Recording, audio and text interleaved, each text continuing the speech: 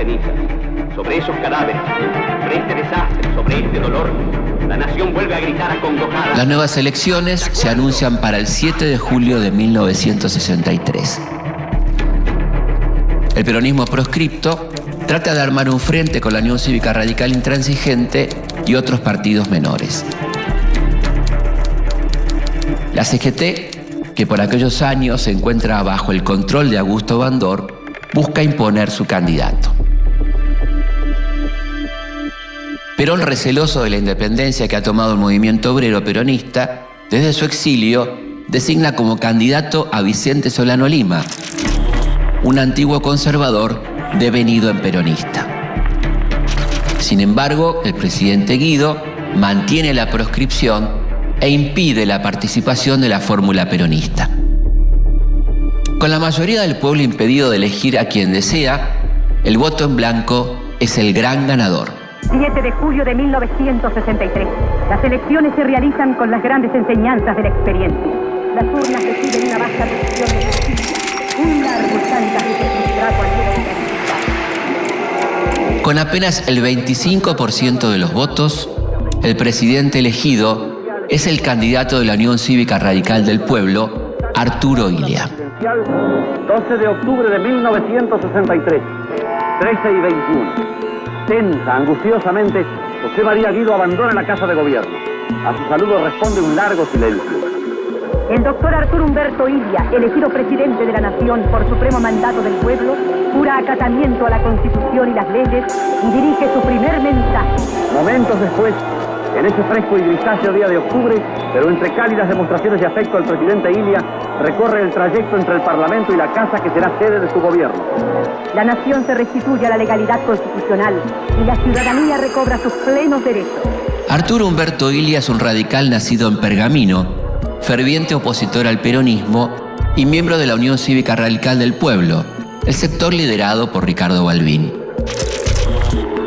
No es un líder carismático ni tampoco la figura principal de su partido.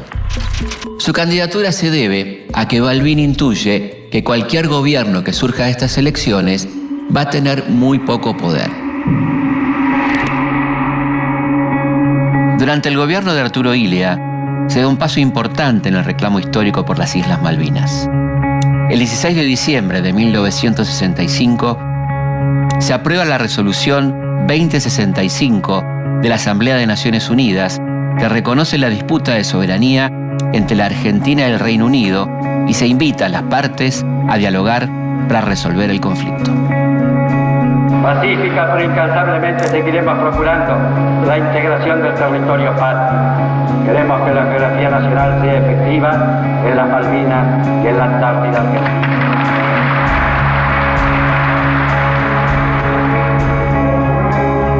Illia busca acentuar el rol del Estado en la economía. Aprueba la ley de salario mínimo vital y móvil, reinstala la copa de leche en las escuelas, impulsa una revolucionaria ley de medicamentos que controla la calidad y el precio de las especialidades farmacéuticas. Establece el control de precios de productos de primera necesidad. Anula los contratos petroleros firmados por el gobierno de Frondizi e intenta su renegociación.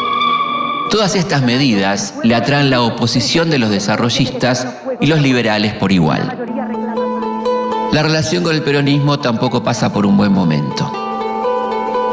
Illia busca controlar el manejo de los fondos sindicales y las elecciones internas de la CGT con la esperanza de que surjan dirigentes dentro del movimiento obrero con tendencias opuestas al peronismo. La respuesta de los gremios es un nuevo plan de lucha que paraliza el país. A pesar de la distancia, Perón se mantiene presente en la vida política argentina como una figura central. Después de 9 años en el exilio, está en marcha el operativo Retorno.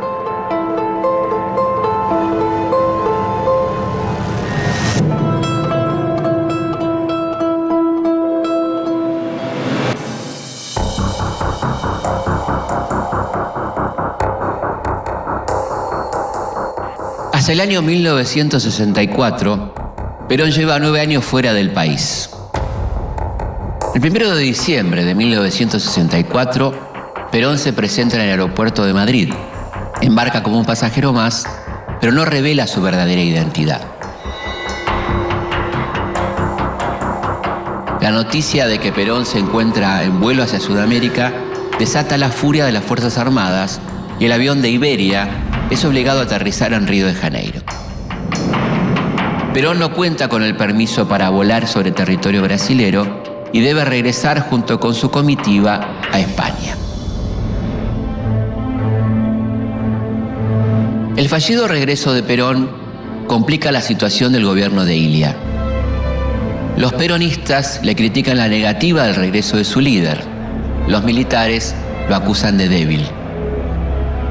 Dentro del sindicalismo, Bandor queda fortalecido porque el fracaso de la Operación Retorno demuestra la imposibilidad de la vuelta del conductor. Cobra fuerza entonces la idea de un peronismo sin Perón. El paso del sindicalismo bandorista dentro del peronismo se refuerza en las elecciones legislativas de 1965, cuando el gobierno de Ilia autoriza a los peronistas a participar con el nombre de Unión Popular, partido formado por sindicalistas y caudillos provinciales neoperonistas. El objetivo de Ilia es que el conflicto dentro del peronismo se profundice, dividirlos y tratar de triunfar.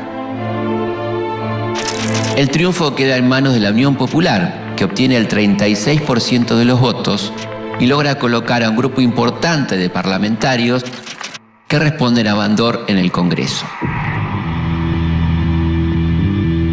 Pero no está dispuesto a quedar solo como una figura nominal del partido y, decidido a hacer fracasar este intento, envía a su tercera esposa, María Estela Martínez de Perón, a reunir a todos los sectores opositores a Bandor para imponer sus candidatos e intentar quitarle el control de la CGT. En la elección de abril de 1966 para gobernador de la provincia de Mendoza, el candidato impulsado por la mujer de Perón supera ampliamente al de Bandor. Bandor entiende el mensaje y concentra su accionar en el área sindical, tratando de reunificar las 62 organizaciones divididas desde 1965.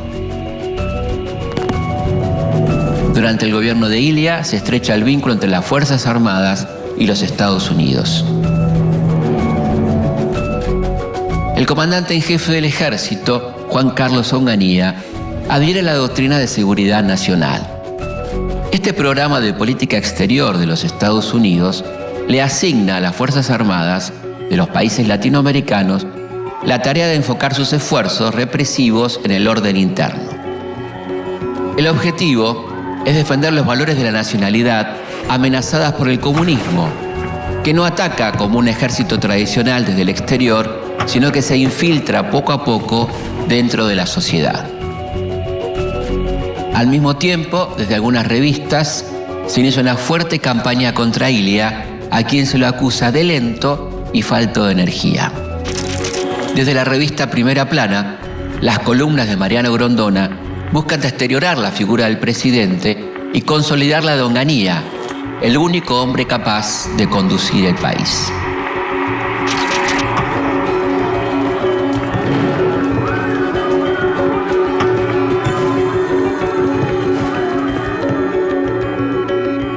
Finalmente, el 28 de junio de 1966, se produce el golpe tan anunciado. El débil gobierno de Ilia es interrumpido por la llamada Revolución Argentina. Esta nueva dictadura se propone objetivos, pero no define plazos para lograrlos. Yo, Juan Carlos Onganía, juro por Dios nuestro Señor y estos santos evangelios. Como los anteriores golpes, los militares destituyen al presidente y cierran el Congreso. Pero esta vez dan un paso más.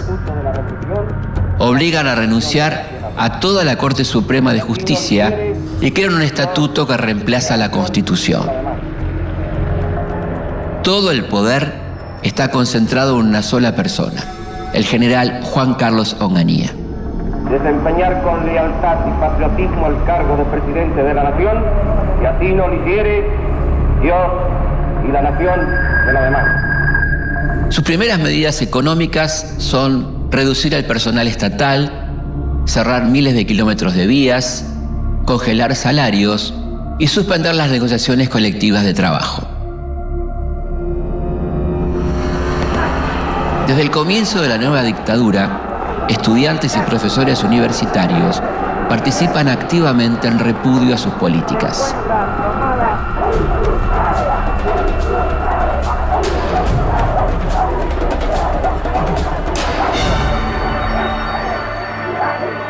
Señora, ¿usted es madre de algún alumno? Sí, la mamá de Juan Carlos Calda, en cuarto año. Recién vemos que acá en uno de los baldes le ha colocado un pullover, parece que más. Y unas galletitas y té con leche. Señora, ¿tiene idea? Es la noche que no come nada. ¿Usted tiene idea cuánto tiempo se van a quedar en el colegio? La verdad que no sé, la verdad que no sé. En estos momentos...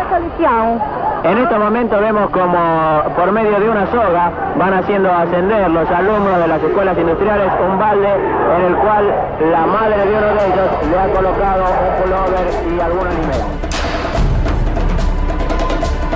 En respuesta, Onganía firma un decreto por el que ordena intervenir las universidades nacionales. La comunidad universitaria de la UBA resiste la intervención y ocupa los edificios de varias facultades. La respuesta de Onganía llega la noche del 29 de julio de 1966. En este momento, personal de la Guardia de Infantería toma posiciones en la esquina de Córdoba y Junín. Los profesores y alumnos son echados de la universidad a los golpes y permanecen detenidos por días o semanas. Cientos de profesores son cesanteados, acusados de comunistas. Muchos otros renuncian a sus cargos en disconformidad con las reformas impuestas a los planes de estudio. La educación pública argentina tardará muchos años en recuperarse de este duro golpe recibido en la noche de los bastones largos.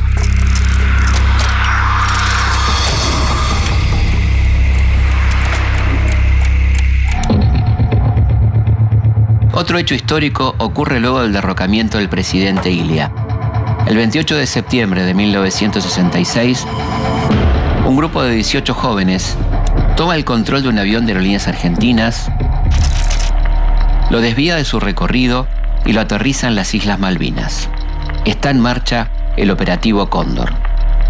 Comandados por Dardo Cabo, plantan 7 banderas argentinas que flamean en las islas durante 36 horas, como símbolo del reclamo de soberanía.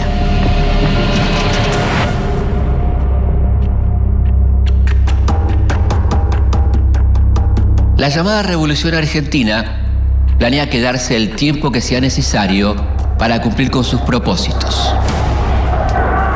Creemos que las palabras huelgan en este momento. De la mano de la violencia estatal, la dictadura de Onganía pretende frenar toda posibilidad de cambio e instaurar su orden, sea como sea. La manifestación se acerca a la esquina de Avenida. Aunque muy poco tiempo después, en la ciudad de Córdoba, el país tendrá uno de los estallidos sociales más importantes de su historia.